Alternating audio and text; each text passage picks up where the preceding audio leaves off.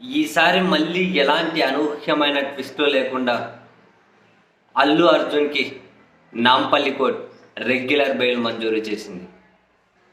యాక్చువల్గా పుష్ప 2 ప్రీమియర్ సంధ్యా థియేటర్ ఊపిరాడక రేవతి అనే మహిళ చనిపోవడం, ఇంకో బాలుడు ఆసుపత్రిలో చికిత్స పొందుతుండడం వాళ్ళ కుమారుడు, ఆ కేసు అల్లు అర్జున్ మీద పెట్టడం, తెలంగాణ పోలీసులు అరెస్ట్ చేయడం, తెలంగాణ హైకోర్టు 28 రోజుల మధ్యంతర బెయిల్ ఇవ్వడం, ఒకరోజు చెంచల్గూడ జైల్లో అల్లు అర్జున్ గడపడం, ఆ తర్వాత మనం చూసాం తెలంగాణ ముఖ్యమంత్రి అసెంబ్లీలో ఏం మాట్లాడారు, మళ్ళీ చిక్కడపల్లి పోలీసులు విచారణ పేరుతో ఎలా పిలిపించారు చిక్కడపల్లి పోలీస్ స్టేషన్కి, సినిమా వాళ్ళందరూ మళ్ళీ రేవంత్ రెడ్డి దగ్గరకు వచ్చి ఏ విధంగా సమావేశమయ్యారు, రకరకాల ఎపిసోడ్లన్నీ చూసాం. ఈ క్రమంలో నాంపల్లి కోర్టులో రెగ్యులర్ బెయిల్ పిటిషన్ వేశారు అల్లు అర్జున్ న్యాయవాదులు. మరి ఇందులో ఏమైనా మళ్ళీ ట్విస్టులు చోటు చేసుకుంటాయా?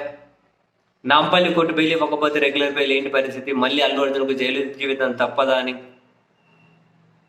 రకరకాల వార్తల ప్రసారం, రకరకాల చర్చలు జరిగాయి. ఈ క్రమంలో తాజాగా అల్లు అర్జున్కి రెగ్యులర్ బెయిల్ మంజూరు చేసుకుంటూ నాంపల్లి కోర్టు ఆర్డర్స్ ఇచ్చింది. సో ఈ లెక్కన ఇంకా అల్లు అర్జున్ ఎపిసోడ్ అయితే పరిసమాప్తం. నెక్స్ట్ ఇక తెలంగాణ రాజకీయాల్లో కేటీఆర్ ఎపిసోడ్ ప్రారంభం కాబోతూ ఉంది. ఈ కార్ రేసింగ్ వ్యవహారంలో ఈ నెల 7వ తేదీన విచారణకు రమ్మని చెప్పి ఈడీ నోటీసులు ఇచ్చింది. ఈ నెల 6వ తేదీన విచారణకు రమ్మని చెప్పి ఏసీబీ నోటీసులు ఇచ్చింది.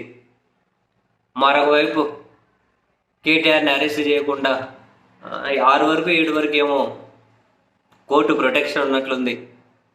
కోర్టు ప్రొటెక్షన్ లేకపోతే కేటీఆర్ని అరెస్ట్ చేస్తారంటూ ఉన్నారు. మరోవైపు ఇందులో ఈడీ కూడా ఎంటర్ అవుతూ ఉంది. వెరస్ ఇంకా మొత్తం కేటీఆర్ ఎపిసోడ్ చుట్టూ తెలంగాణ రాజకీయాలు జరగబోతున్నాయి. ప్రస్తుతానికి ఇంకా అల్లు అర్జున్ అయితే ఆ కాన్సెప్ట్ సైడ్ అయిపోయింది. నెక్స్ట్ ఇంకా పొలిటికల్ కాన్సెప్ట్ స్టార్ట్ అవ్వబోతూ ఉంది.